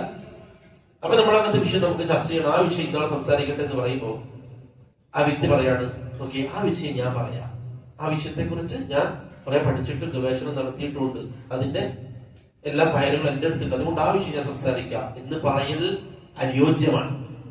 കാരണം അത് പറയണം. കാരണം ആ വിഷയത്തെ കുറിച്ച് ഒരുപക്ഷെ ആ വ്യക്തി പഠിച്ചതും മനസ്സിലാക്കിയത് അത്രയും പുതിയൊരാള് എത്തിക്കോണമെന്നില്ല. ആ ഒരു സന്ദർഭമാണ് ഇവിടെ യൂസുഫ് നബിക്ക് ഇനി വരാനിരിക്കുന്ന 7 വർഷത്തെ പ്രതികൂലമായ സാഹചര്യത്തെ കുറിച്ച് അറിയാം. ആ സ്വപ്നത്തിന്റെ വ്യാഖ്യാനം പറഞ്ഞു കൊടുത്ത യൂസുഫ് അലൈഹിസ്സലാത്തു വസ്സലാമിന് വരാനിരിക്കുന്ന 7 വർഷത്തിന്റെ അവസ്ഥയും അതിനപ്പുറം വരാനിരിക്കുന്ന 7 വർഷത്തിന്റെ അവസ്ഥയും യൂസുഫ് നബിക്ക് അറിയാം. അതുകൊണ്ട് യൂസുഫ് നബി പറഞ്ഞു, ഈ കാര്യം നിങ്ങൾ എന്നെ ഏൽപ്പിക്കാൻ, ഞാൻ വളരെ ഭംഗിയായിട്ട് അടുത്ത 14 വർഷത്തിന്റെ കാര്യങ്ങൾ ഞാൻ തർത്തീവ് ചെയ്തു തരാം. അങ്ങനെയാണ് രാജാവ് യൂസുഫ് അലൈഹിസ്സലാത്തു വസ്സലാമിനെ ആ കൊട്ടാരത്തിലെ ഭക്ഷ്യവകുപ്പ് ഏൽപ്പിക്കുന്നത്. ഇപ്പൊ യൂസുഫ് നബി ആരാ? കൊട്ടാരത്തിലെ മിനിസ്റ്റർ. ഇവിടെ എത്തി. അല്ലാഹു സുബ്ഹാനഹു വ തആല പറയാണ് അടുത്ത ആയത്തിൽ, വകദാലിക. അവിടെയാണ് പ്രിയപ്പെട്ടവരെ നമ്മൾ ആലോചിക്കേണ്ടത്. ഒന്ന് പറയാണ്, ഇനി അന്ന് സംസാരിക്കട്ടെ. ഇപ്പൊ കുറെ ആൾക്കാർ സംസാരിച്ചു അല്ലെ, പലരും പറഞ്ഞു, രാജാവ് പറഞ്ഞു, യൂസുഫ് നബി പറഞ്ഞു, ഇനി അന്ന് പറയാം. വകദാലിക, അപ്രകാരമാണ് മക്കന്നാ ലിയൂസുഫ ഫിൽ അർദ്, യൂസുഫിന് ആ ഭൂപ്രദേശത്ത്, ആ ഭൂമിയിൽ ഒരു സൗകര്യം നാം ഏർപ്പെടുത്തി കൊടുത്തു. അവിടെ എത്തിക്കണമെന്ന നമ്മൾ വിചാരിക്കണം, നമ്മളിങ്ങനെ ഓടി അധ്വാനിച്ചപ്പോൾ നമ്മൾ എത്തിയില്ല. നിങ്ങൾ അവിടെ എത്തിക്കണമെന്ന് അല്ലാഹു തീരുമാനിക്കുന്നു. നിങ്ങൾക്ക് ആ സ്ഥാനം നൽകണമെന്ന് അല്ലാഹു തീരുമാനിക്കുന്നു. നിങ്ങൾ ആ പൊസിഷനിലേക്ക് എത്തിക്കണമെന്ന് അല്ലാഹു തീരുമാനിക്കുന്നു. നിങ്ങൾ ആ സദസ്സിലേക്ക് എത്തിക്കണമെന്ന് അല്ലാഹു തീരുമാനിക്കുന്നു. അല്ലാഹുവിന്റെ വെറും തീരുമാനമാണ്. നമ്മൾ പ്ലാൻ ചെയ്യുന്നത് പോലെയല്ല. സാധാരണ ഞാൻ എന്റെ മദീന അഡ്മിഷനെ കുറിച്ച് പറയാറുണ്ട്. 30 വിദ്യാർത്ഥികൾ അഡ്മിഷൻ കൊടുത്തെടുത്ത് വെറും 7 ആളുകൾക്കാണ് മദീനയിൽ അഡ്മിഷൻ കിട്ടിയത്. 30 ഹാഫിദികൾ, 30 ഹാഫിദികളിൽ 7 ആളുകൾക്ക്. 7 ആളുകളിൽ 3 പേര് നമ്മുടെ ബ്രദേഴ്സാണ്. 3 ആളുകൾ, 7ൽ 3, 4 പേരാണ് പുറത്തുള്ളവർ, 3 പേര് നമ്മുടെ സഹോദരന്മാരാണ്. ഇതിന് ഫഖ്റോടുകൂടി പറയാണ്, അള്ളാഹ് ഇതൊക്കെയാണ് ആ സന്ദർഭം. മദീന യൂണിവേഴ്സിറ്റിയിൽ, മദീനയിൽ ഒരു വീട്ടിൽ നിന്നും ഒരാൾക്ക് അഡ്മിഷൻ കൊടുക്കുള്ളൂ. അവർ സുമാന കൊടുക്കുകയല്ല. അവരുടെ മുമ്പിൽ മാപ്പുണ്ട്, ഓരോ രാജ്യങ്ങൾ. ജാമിയ ഇസ്ലാമിയയിൽ 60ൽ പരം രാജ്യങ്ങളിൽ നിന്ന് കുട്ടികൾ പഠിക്കുന്നുണ്ട്. 60ൽ പരം രാജ്യങ്ങൾ. നമ്മൾക്ക് വായിച്ചാൽ കിട്ടാത്ത പേരുകളിലുള്ള രാജ്യങ്ങളുണ്ട്. ഒരു ചർച്ചയിലും ആ രാജ്യങ്ങളൊന്നും എവിടെയില്ല ആ രാജ്യങ്ങളൊന്നും. എനിക്ക് തോന്നുന്നു ഐക്യരാഷ്ട്രസഭ അംഗീകരിച്ച രാജ്യം പോലും ആയിരിക്കില്ല ചിലപ്പോൾ അല്ലെ. അങ്ങനത്തെ കുറച്ച് രാജ്യങ്ങളില്ല, അംഗീകരിക്കാത്ത കുറച്ച് രാജ്യം. അങ്ങനെയുള്ള ചില ആഫ്രിക്കൻ രാജ്യങ്ങൾ അവിടുത്തെ കുട്ടികൾ പഠിക്കുന്ന മദീനയിൽ. അതുകൊണ്ട് തന്നെ ഭൂപടത്തിൽ ഏതൊക്കെ രാജ്യത്തെ കുട്ടികളെയാണ് കൊണ്ടുവരേണ്ടത്, എത്ര അളവിൽ കൊണ്ടുവരണം, വ്യക്തമായ ധാരണയുണ്ട് അവർക്ക്. അതുകൊണ്ട് തന്നെ ഇന്ത്യയിൽ നിന്നും നിശ്ചിതമായ കുട്ടികളെ അവർ അഡ്മിഷൻ എടുക്കുന്നുള്ളൂ. അതേ സ്ഥാനത്ത് നിന്ന് ഇന്തോനേഷ്യയിൽ നിന്നും അല്ലെങ്കിൽ മറ്റ് അതേപോലെ രാജ്യങ്ങളിൽ നിന്നും ഒരുപാട് കുട്ടികൾ വരുന്നുണ്ട്. ഒരുപാട് കുട്ടികൾ, 40-50 കുട്ടികൾക്ക് അഡ്മിഷൻ കിട്ടിയിട്ട് വരും. അതേ സ്ഥാനത്ത് ഇന്ത്യയിൽ നിന്ന് 6, 7, 8 കുട്ടികളാണ് മൊത്തം ഇന്ത്യയിൽ നിന്ന്. കാരണം അവരുടെ കണ്ണിൽ ഇന്ത്യ ഒരുപാട് സ്ഥാപനങ്ങളും ഒരുപാട് ദീനി മേഖലകളും ദഅവത്തുകളും സജീവമായിട്ട് നടക്കുന്ന ഒരുപാട് ആലിമീങ്ങളുള്ള രാജ്യമാണ്. അവിടുന്ന് നമ്മൾ അവരുടെ ലക്ഷ്യം ഒന്നും അറിയാത്ത രാജ്യത്തിൽ നിന്ന് കുട്ടികൾ എടുക്കുക, അവരെ നല്ല ആലിമ്യങ്ങളാക്കിയിട്ട് പറഞ്ഞു വിടുക, ആ നാട്ടിൽ അവർ ദഅവത്ത് ചെയ്യുക എന്നുള്ളതാണ് അവരുടെ ലക്ഷ്യം. പക്ഷെ അല്ലാഹുവിന്റെ തീരുമാനം നമുക്ക് 3 പേർക്ക് അഡ്മിഷൻ കിട്ടി. ആരും അറിയിച്ചിട്ടില്ല. ആ സമയത്ത് 3 പേർക്ക് അഡ്മിഷൻ കിട്ടി. അതും എന്റെ വയസ്സ് 25 കഴിഞ്ഞിരുന്നു. 25 വയസ്സ് വരെയുള്ളവർക്ക് അഡ്മിഷൻ കൊടുക്കുള്ളൂ.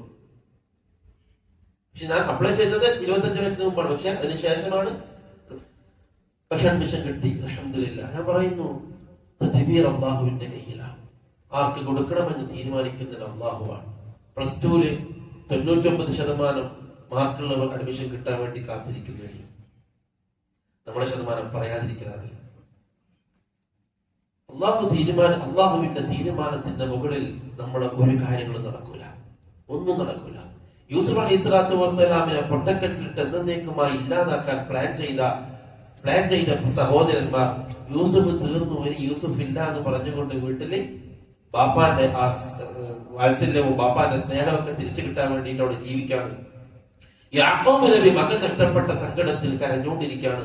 പക്ഷെ മറ്റൊരിടത്ത് നടക്കുന്നത് രാജകീയമായ സന്ദർഭങ്ങളാണ്.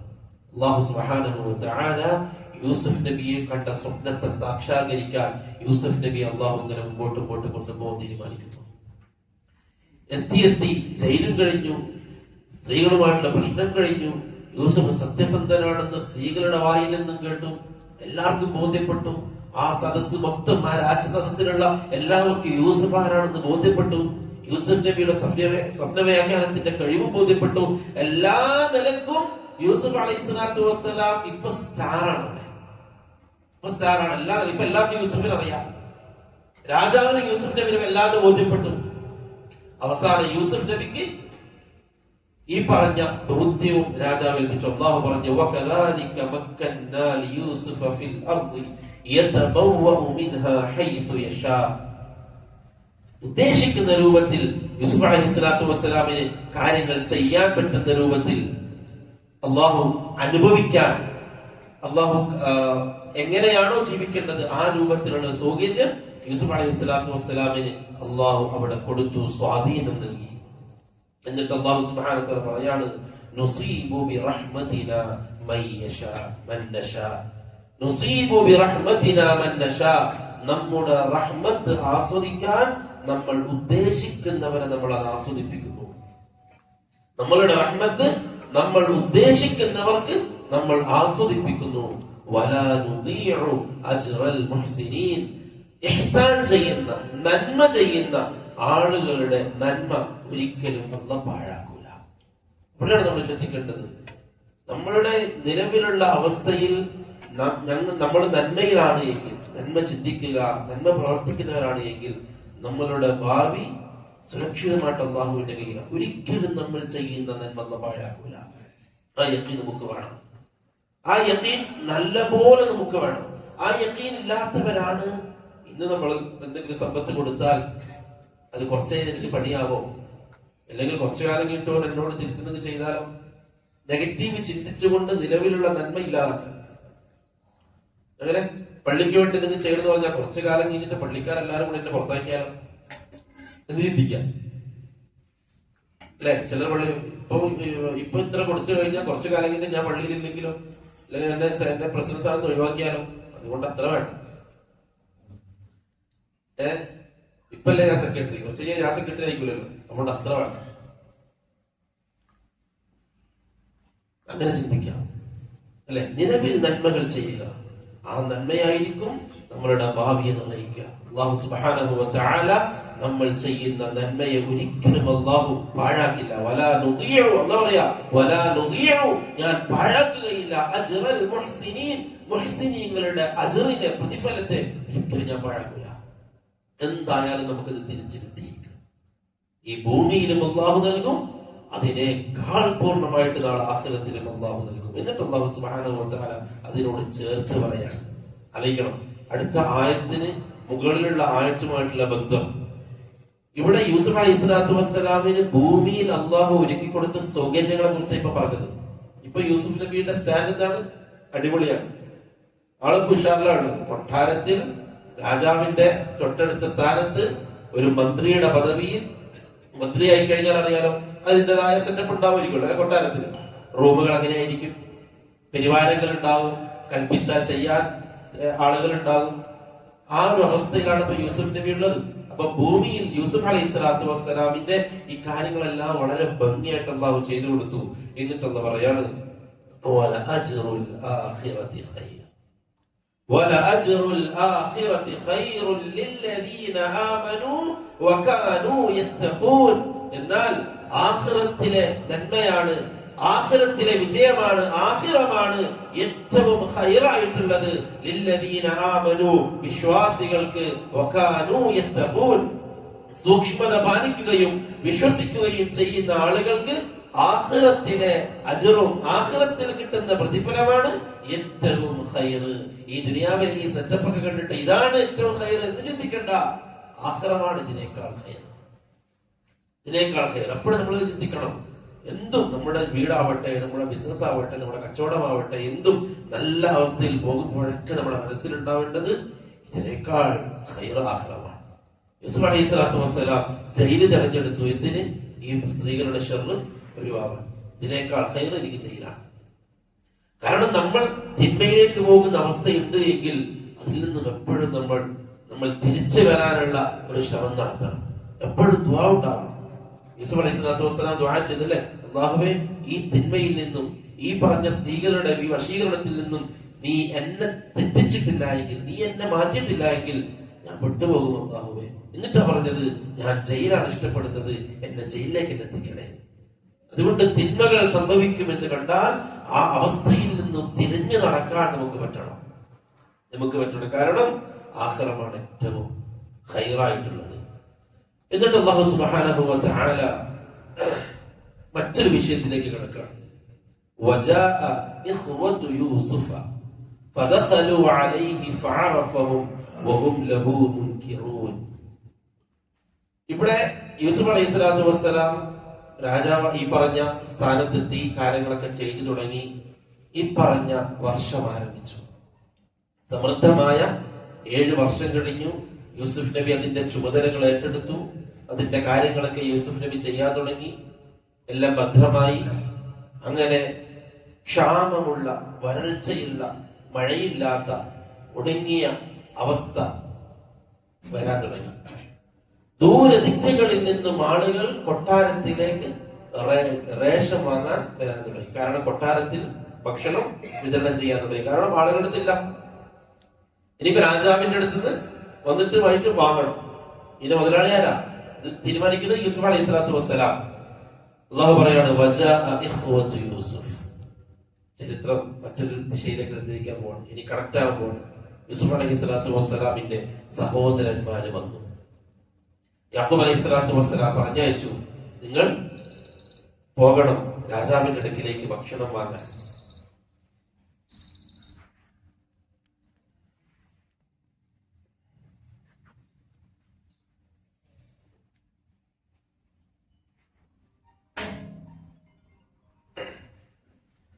وجاء إخوة يوسف فدخلوا عليه فعرفهم. അങ്ങനെ യൂസുഫ് അലൈഹി സ്വലാത്തു വസ്സലാമിന്റെ സഹോദരന്മാർ യാക്കൂബ് അലൈഹി സ്വലാത്തു വസ്സലാമിന്റെ വീട്ടിൽ നിന്നും ഭക്ഷണം, റേഷൻ വാങ്ങാൻ വേണ്ടി കൊട്ടാരത്തിലെത്തി. ഫഅറഫഹു, യൂസുഫ് നബി അവരെ തിരിച്ചറിഞ്ഞു.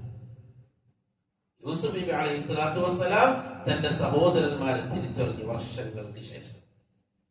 വർഷങ്ങൾക്ക് ശേഷം കൊട്ടാരത്തിലേക്ക് ഭക്ഷണങ്ങൾ വാങ്ങാൻ വരുന്ന ആളുകൾ, ഒരുപാട് ആളുകൾ വരും. അക്കൂട്ടത്തിൽ തന്റെ സഹോദരന്മാരെ യൂസുഫ് അലൈഹി സ്വലാത്തു വസ്സലാം പിന്നെ കാണുകയാണ്.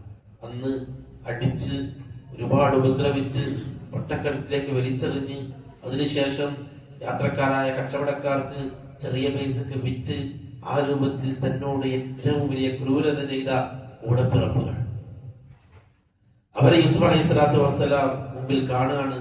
ചാക്കുമായിട്ട്, സജ്ജീവമായിട്ട് യൂസുഫ് നബിയുടെ മുമ്പിൽ അവർ വേഷം വാങ്ങാൻ വന്നിരിക്കുകയാണ്. ഫഅറഫഹു വഹും ലഹു മുൻകിറൂൻ. അവർക്ക് യൂസുഫ് നബിയെ തിരിഞ്ഞിട്ടില്ല. അവർക്ക് യൂസുഫ് അലൈഹി സ്വലാത്തു വസ്സലാമിനെ മനസ്സിലായിട്ടില്ല. വളർന്നു യൂസുഫ്. മാത്രമല്ല അവരുടെ മനസ്സിൽ ഈ ഒരു ചിത്രം ഇല്ല. കാരണം യൂസുഫ് രാജകൊട്ടാരത്തിൽ ഒരിക്കലുമില്ല. ആ രൂപത്തിലെ യൂസുഫിന്റെ അവസ്ഥ ഉണ്ടാകും. ഒരിക്കലും അവർ പ്രതീക്ഷിക്കുന്നേയില്ല. അങ്ങനെ അവര് വന്നു. യൂസുഫ് അലൈഹി സ്വലാത്തു വസ്സലാം എല്ലാവർക്കും അരി അല്ലെങ്കിൽ ആ രൂപത്തിലുള്ള ധാന്യങ്ങളൊക്കെ കൊടുക്കുന്ന കൂട്ടത്തിൽ ഫലമ്മാ ജഹസഹും ബിജാസി, അവർക്കും എല്ലാം റെഡിയാക്കി കൊടുത്തു. അവർക്ക് വീട്ടിലേക്കുള്ള സാധനങ്ങൾ അതിൻ്റെതായ അളവിൽ അവർക്ക് കൊടുത്തു. എന്നിട്ട് യൂസുഫ് അലൈഹി സ്വലാത്തു വസ്സലാം അവരോട് പറഞ്ഞു, ഖാല ഖാലതൂനി ബിഅഖില്ലകും മിൻ അബീകും. നിങ്ങൾ അടുത്ത പ്രാവശ്യം വരുമ്പോൾ നിങ്ങൾക്ക് നിങ്ങളുടെ ഉപ്പയൊത്ത വേറൊരു അനുജനില്ലേ, ബിന്യാമീനെ കുറിച്ച്, യൂസുഫ് നബിന്റെ അനിയൻ. യൂസുഫ് നബിക്ക് അനിയനുണ്ടല്ലോ, നമ്മൾ പറഞ്ഞില്ല, യൂസുഫ് നബിന്റെ ഉമ്മാന്റെ മോൻ. യൂസുഫ് നബി അങ്ങോട്ട് പറഞ്ഞു ഈ വന്ന ആളുകളോട്, നിങ്ങൾക്ക് വേറൊരു അനുജനില്ലേ? മിൻ അബീക്കും, നിങ്ങളുടെ ഉപ്പയൊത്ത അനുജൻ, അവരുടെ ഉമ്മാനെ നല്ലത്. നിങ്ങൾ അടുത്ത പ്രാവശ്യം വരുമ്പോൾ അവനെയും കൊണ്ട് വേണം എന്ത് വരാൻ, നിങ്ങൾ റേഷൻ വാങ്ങാൻ വരാൻ.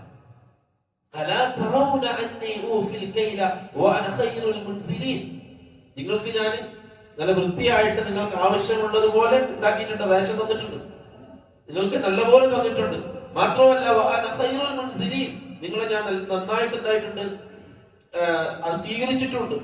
നിങ്ങളെ നല്ല വൃത്തിയായിട്ട് സ്വീകരിച്ച് നിങ്ങൾക്ക് ആവശ്യമുള്ളതൊക്കെ ഞാൻ തന്നിട്ടുണ്ട്. അതുകൊണ്ട് അടുത്ത പ്രാവശ്യം വരുമ്പോ നിങ്ങളുടെ ഉപ്പയൊത്ത ഒരു സഹോദരൻ നിങ്ങൾക്കില്ലേ, അവരെയും കൂട്ടിയിട്ട് വേണം നിങ്ങൾ വരാൻ.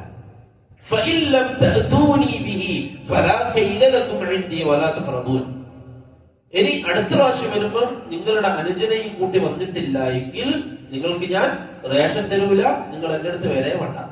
ഫലാ തഖറബൂൻ, നിങ്ങൾ എന്റെ അടുത്തേക്ക് വരണ്ട, അടുത്ത പ്രാവശ്യം വരുമ്പോൾ സഹോദരനെയും കൂട്ടിയിട്ട് വേണം.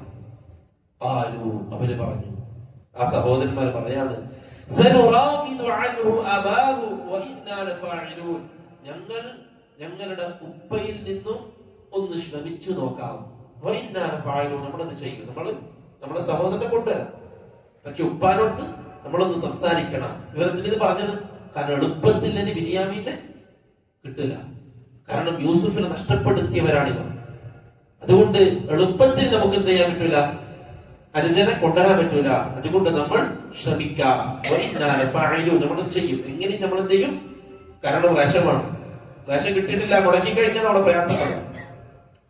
وقال لفتيانه اجعلوا بضاعتهم في رحالهم لعلهم يعرفونها إذا انقلبوا إلى أهلهم لعلهم يرجعون. യൂസുഫ് അലൈഹിസ്സലാത്തു വസ്സലാം ഈ ചരക്കിൽ, ഇവർ കൊണ്ടുവരുന്ന സഞ്ചിയിൽ ഈ പറയുന്ന ധാന്യങ്ങൾ നിറക്കുന്ന ആളോട് പറഞ്ഞു, അവർ കൊണ്ടുവന്ന അഴിമത്, കാരണം ഇത് റേഷൻ അങ്ങോട്ട് എന്തെങ്കിലും കൊടുത്തിട്ടാണ് റേഷൻ കിട്ടുന്നത്. നമ്മൾ ചെറിയ പൈസ കൊടുത്തിട്ടാണല്ലോ റേഷൻ അരി വാങ്ങുന്നത്. അതേപോലെ എന്തെങ്കിലും ചരക്ക് അങ്ങോട്ട് കൊടുക്കണം, അപ്പോഴാണ് കൊട്ടാരത്തിൽ നിന്ന് റേഷൻ കിട്ടുക. യൂസുഫ് നബി ഈ റേഷൻ കൊടുക്കുന്ന ആളോട് പറഞ്ഞു, അവര് കൊണ്ടുവന്ന ആ ചരക്കുണ്ടല്ലോ അതിവിടെ വെക്കണ്ട, അവരുടെ സഞ്ചിയിൽ തന്നെ മടക്കണം. മുഫസ്സിറുകൾ പറഞ്ഞു അത് ചില കാരണത്താലാവാം. ഒന്ന്, സ്വന്തം വീട്ടിലേക്ക് അരി കൊടുക്കാൻ പകരത്തിന് വാങ്ങാൻ യൂസുഫ് നബിക്ക് തോന്നിയില്ല, അല്ലെ? നമ്മുടെ സ്വന്തക്കാരാണ്, നമ്മൾ പൈസ വാങ്ങില്ല. അതുപോലെ യൂസുഫ് അലൈഹി സ്വലാത്തു വസ്സലാമിന് അവരോടൊരു പകരത്തിന് സാധനം വാങ്ങിയിട്ട് റേഷൻ കൊടുക്കാൻ തോന്നിയില്ല, അതുകൊണ്ടാണ്.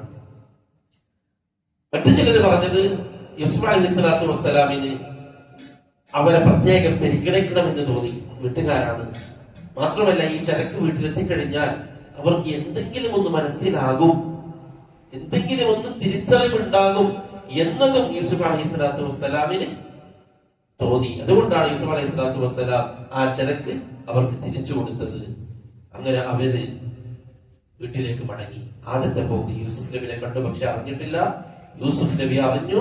യൂസുഫ് നബി അടുത്ത വരവിന് അനുജനെ കൊണ്ടുവന്നിട്ടില്ല എങ്കിൽ നിങ്ങൾക്ക് ഭക്ഷണം തരൂല എന്ന് പറഞ്ഞു. അവര് വീട്ടിലേക്ക് പോയി. ഫലമ്മാ റജഉ, അവര് മടങ്ങി. ഇലാ അബീഹിം, അവരുടെ ഉപ്പാന്റെ അടുത്തേക്ക് പോയിട്ട് പറഞ്ഞു, ഖാലു യാ അബാന, ബാബാ, മുനിഅ മിന്നൽ കൈൽ, നമുക്ക് ഭക്ഷണം മുടങ്ങിയിരിക്കുകയാണ്. ഫഅർസിൽ മഅനാ അഖാനാ നഖ്തൽ വഇന്നാ ലഹു ലഹാഫിദൂൻ. ബാബാ, നമുക്ക് ചരക്കരി കിട്ടൂല, റേഷനരി തരൂല എന്ന് രാജാവ് പറഞ്ഞിട്ടുണ്ട്. നമ്മുടെ കൂടെ എന്ത് ചെയ്യണം? അനുജൻ ബിന്യാമിനെ കൂടി അടുത്ത പ്രാവശ്യം അയക്കണം. കാരണം യൂസുഫ് അലൈഹി സ്വലാത്തു വസ്സലാമിനെ പോലെ ബിന്യാമിനെ എവിടെയും വിടാതെ യാക്കൂബ് നബി സംരക്ഷിക്കാണ്. കാരണം ഉമ്മയില്ലാത്ത മോനാണ്. ജ്യേഷ്ഠ യൂസുഫിനെ നഷ്ടപ്പെട്ടു. കാരണം ഈ പറയുന്ന മക്കൾ യൂസുഫിനെ എന്തോ ചെയ്തതാണ് എന്ന് നമ്മൾ പറഞ്ഞു, അല്ലെ? ആടിനെ അറുത്ത് രക്തം കൊണ്ടുവന്ന് ആ ഡ്രസ്സിൽ കീറലൊന്നും കാണാത്തപ്പം തന്നെ യാക്കൂബ് നബിക്ക് ബോധ്യപ്പെട്ടിന് എന്ത് യൂസുഫിനെ ഇവരെന്തോ ചെയ്തതാണ്, അല്ലാണ്ട് യൂസുഫിനെ ചെന്നാ പിടിച്ചിട്ടില്ല. അതുകൊണ്ട് ബിന്യാമീനെ ഇവര് വിടൂല, ബാപ്പ വിട്ടു തരൂല എന്ന് ഇവർക്ക് അറിയാം. അതുകൊണ്ട് ഇവര് പറഞ്ഞു, ബാപ്പ നമുക്ക് ഇനി റേഷൻ കിട്ടൂല എന്ന് രാജാവ് പറഞ്ഞിട്ടുണ്ട്.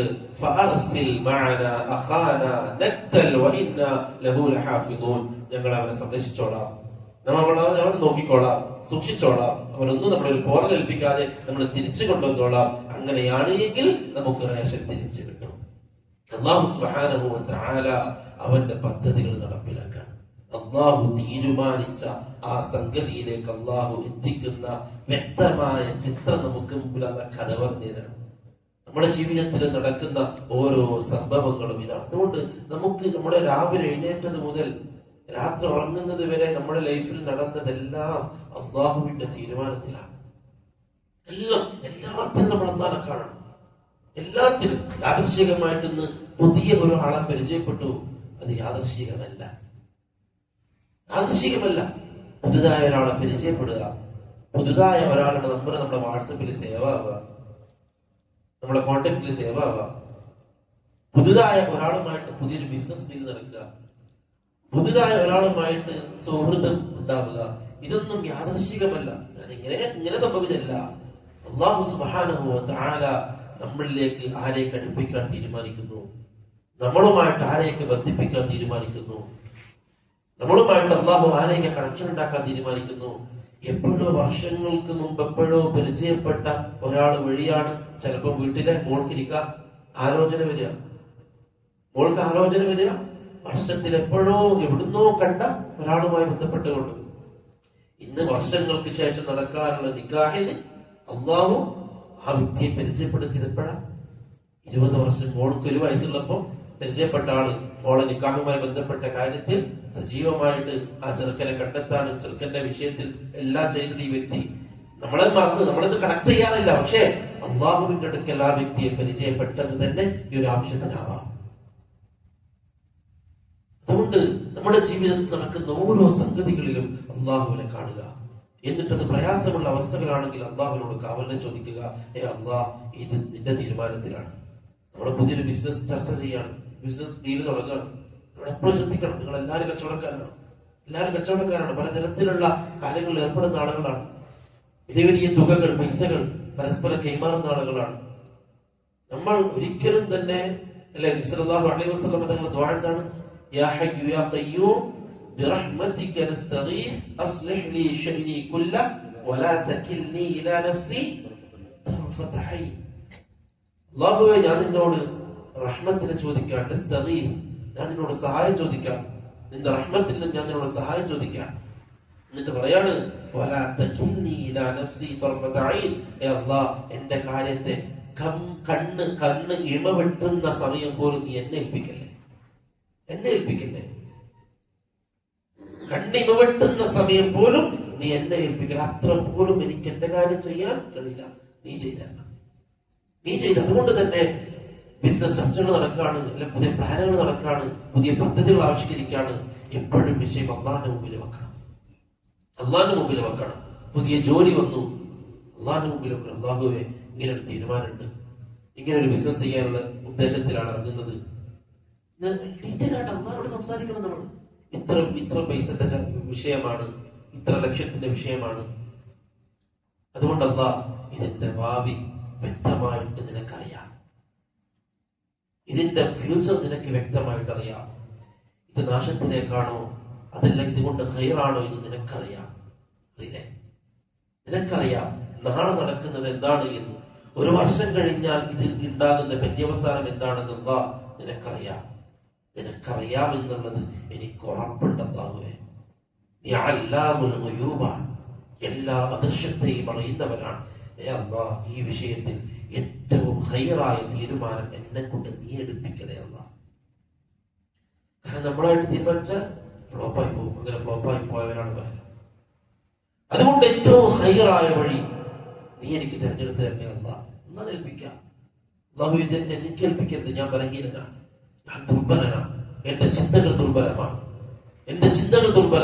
എന്റെ ബന്ധങ്ങൾ ദുർബലമാണ്, എല്ലാം ദുർബലമാണ്, എന്റെ അറിവ് വളരെ കുറവാണ്, എന്റെ പരിജ്ഞാനം കുറവാണ്, എന്റെ പരിചയം കുറവാണ്, എനിക്കെല്ലാം കുറവാണ്, ഞാൻ ദുർബലനാണെന്ന എന്റെ ഈ കാര്യത്തെ നീ ഭംഗിയാക്കി തരണം. ജോലി വന്നു, അല്ലാഹുവേ, എനിക്ക് ഏറ്റവും ഹൈറായ സ്ഥലത്ത് എന്റെ ദീനിനെ സംരക്ഷിക്കാൻ പറ്റുന്ന, എന്റെ ആഖിറത്തെ സംരക്ഷിക്കാൻ പറ്റുന്ന ഏറ്റവും നല്ല സ്ഥലത്ത് എനിക്ക് ജോലി തരണേ അല്ലാഹ്. ചിലപ്പോൾ നല്ല ഓഫർ വന്നു, പക്ഷെ അവിടെ പോയാൽ നമ്മുടെ തീ പൊളിയും. നമ്മളെ കണ്ണ് ഹറാമുകൾ കണ്ടുകൊണ്ടിരിക്കേണ്ടി വരും, നമ്മുടെ നാവ് ഹറാമുകൾ സംസാരിക്കേണ്ടി വരും. നമ്മുടെ സുഹൃത്ത് നല്ല ഇൽമ പഠിച്ച ആലിമായ സുഹൃത്ത് ഒരു കമ്പനിയിൽ ജോലിക്ക് പോയി. അദ്ദേഹം പറയാണ്, അങ്ങനെ റൂംമേറ്റ് ആയിട്ട് കിട്ടിയ വ്യക്തികൾ അല്ലെ, അറിയാലോ, റൂംമേറ്റ് ആകുമ്പോൾ അടുത്തടുത്ത് ഉറങ്ങുന്ന ആളുകളായിരിക്കും. പുറപ്പെടും. കള്ള് കുടിക്കുന്ന വ്യക്തിയെ തൊട്ടടുത്ത് കിട്ടി. എങ്ങനെ ഉൾക്കൊള്ളും? ഇൽമ പഠിച്ച് ഹാഫിളായി ആലിമായ വ്യക്തി കമ്പനിയിൽ നല്ലൊരു ജോലി. പക്ഷെ അദ്ദേഹം പറയാണ്, ഞാൻ വല്ലാതെ പ്രയാസപ്പെട്ടു. രാവിലെയും രാത്രിയും എന്നില്ലാതെ എന്റെ മനസ്സ് വല്ലാതെ അസ്വസ്ഥമായി. ഞാൻ കൂടെ കിടക്കുന്ന എന്റെ കൂടെ റൂംമേറ്റ് ആയിട്ട് ക്ഷമഭക്ഷണം കഴിക്കാൻ ഒരുമിച്ചിരിക്കുമ്പോൾ മദ്യപാനിയായ ഇയാൾ റൂമിൽ നിന്ന് അദ്ദേഹം മദ്യപിക്കുമത്രേ. സഹിക്കാൻ കഴിയുന്നില്ല. അദ്ദേഹം പറയാണ്, ഞാൻ അള്ളാഹിനോട് ഒരുപാട് ദുആ ചെയ്തു. ജോലിയാണെങ്കിൽ നല്ല ജോലി, നല്ല ശമ്പളം. അള്ളാഹിനോട് ദുആ ചെയ്തു, അള്ളാഹുവേ ഈ അവസ്ഥയിൽ നീ എന്നെ രക്ഷിക്കണേ. കാരണം കണ്ടു നിൽക്കാൻ പറ്റുന്ന തിന്മയല്ല അത്. ആ വ്യക്തി പറയാണ്, അടുത്ത വർഷം മാറ്റം കിട്ടി അതേ കമ്പനിയിൽ മറ്റൊരവസ്ഥയിലേക്ക് നല്ല സലഫികളായ നല്ല ആളുകൾ സുഹൃത്തുക്കളായി കിട്ടി. നല്ല ഐശ്വര്യമുള്ള സ്വപ്നം കണ്ട, അവൻ എങ്ങനെയാണോ സ്വപ്നം കണ്ട ഒരു ജീവിതം, ആ അവസ്ഥയിലേക്ക് അവൻ മാറി. അവന് നന്നാൻ കഴിയില്ല. അതുകൊണ്ട് ഏറ്റവും ഖൈറായതിനെ അള്ളാഹുവിനോട് ചോദിച്ചുകൊണ്ടേയിരിക്കുക. യൂസുഫ് അലൈഹിസ്സലാത്തു വസ്സലാമിന്റെ കഥ നമുക്ക് പഠിപ്പിച്ചു തന്നു അതാണ്. അള്ളാഹുവാണ് എല്ലാ തദ്ബീറും ചെയ്യുന്നത്. മുദബ്ബിർ അള്ളാഹുവാണ്.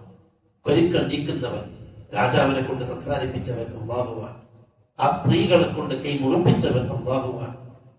സുലൈഖയെ കൊണ്ട് ഈ കാര്യങ്ങൾ പറയിപ്പിച്ചവൻ അള്ളാഹുവാണ്. ആ കൊട്ടാരത്തിൽ ജയിൽപ്പുള്ളികളായി രണ്ടുപേരെ നിശ്ചയിച്ചവൻ അള്ളാഹുവാണ്. അതിലൊരാൾ തിരിച്ചുപോയി രാജാവിനോട് കാര്യം പറയുന്ന രൂപത്തിൽ അവിടെ രാജാവിന് സ്വപ്നമുണ്ടാക്കി കൊടുത്തവൻ അള്ളാഹുവാണ്. കാരണം യൂസുഫിനെ പുറത്തെത്തിക്കണം. അതിന് യൂസുഫിന് മാത്രം പറ്റുന്ന ഒരു സംഗതി വേണം. യൂസുഫിന് മാത്രം കഴിയുന്ന ഒരു സംഗതി വേണം. അല്ലെങ്കിൽ വേറെ ആരെങ്കിലും പറഞ്ഞാൽ, പക്ഷെ ഇത് യൂസുഫിനെ പറ്റുള്ളൂ. അതുകൊണ്ട് യൂസുഫ് എന്നെ വരണം. അതുകൊണ്ട് അള്ളാഹു ആ രൂപത്തിലുള്ള സ്വപ്നം കാണിച്ചു. ആ കൊട്ടാര പണ്ഡിതന്മാരിൽ നിന്ന് അവർക്കൊന്നും അറിയില്ല എന്ന് രാജാവിനെ ബോധ്യപ്പെടുത്തി. ഇതറിയുന്നവൻ ഒരാളേ ഉള്ളൂ, അത് യൂസഫ് മാത്രമാണ്. അതുകൊണ്ട് യൂസഫിന്റെ കൊട്ടാരത്തിലേക്ക് വിളിച്ചേ പറ്റൂ എന്നിടത്തേക്ക് കാര്യങ്ങൾ എത്തി. ഇതൊക്കെ തദ്ബീർ ചെയ്യുന്നവൻ അള്ളാഹുവാണ്. അതുകൊണ്ട് എന്തും ഏതും അള്ളാഹുവിനെ ഏൽപ്പിക്കുക. അത് നിസ്സാരമായ കാര്യമാണെങ്കിലും വീട്ടിൽ ചെറിയൊരു കാര്യം തീരുമാനിക്കുന്നുണ്ട്.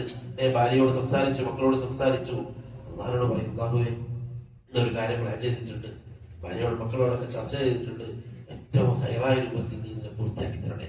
എന്തെങ്കിലും ഷർറ് ഇതിലുണ്ട് എങ്കിൽ അള്ളാഹ് ആ ഷർറിൽ നിന്നും നമ്മളെ നീ അകറ്റണേ, നമ്മളിൽ നിന്നും ആ ഷർറിനെയും അകറ്റണേ.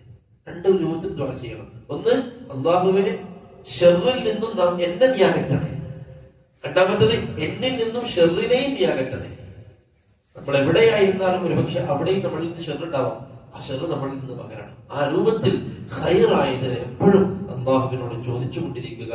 അള്ളാഹു സുബ്ഹാനഹു വ തആല കാര്യങ്ങൾ പഠിക്കാനും മനസ്സിലാക്കാനും തൗഫീഖ് നൽകട്ടെ. ഇൻഷാ അല്ലാഹ് വരും ദിവസങ്ങളിൽ യൂസുഫ് അലൈഹിസ്സലാത്തു വസ്സലാമിന്റെ സഹോദരന്മാരുമായിട്ടുള്ള രസകരമായ കൗതുകകരമായ സംഭവങ്ങളാണ് വിശുദ്ധ ഖുർആനിൽ അള്ളാഹു നമുക്ക് മുമ്പ് സംസാരിക്കുന്നത്. നമുക്ക് അറിയണം, പഠിക്കണം. അള്ളാഹുവിനെ ഒരുപാട് അറിയണം. എന്നിട്ട് ജീവിതത്തിന്റെ ഓരോ നിമിഷത്തിലും അള്ളാഹുവിനെ കൂടെ കൊണ്ട് നടക്കാൻ നമുക്ക് പറ്റണം. അള്ളാഹു തൗഫീഖ് നൽകട്ടെ. أقول قولي هذا وأستغفر الله لي ولكم ولجميع المسلمين والمسلمات واستغفروه إنه هو الغفور الرحيم. السلام عليكم ورحمة الله وبركاته.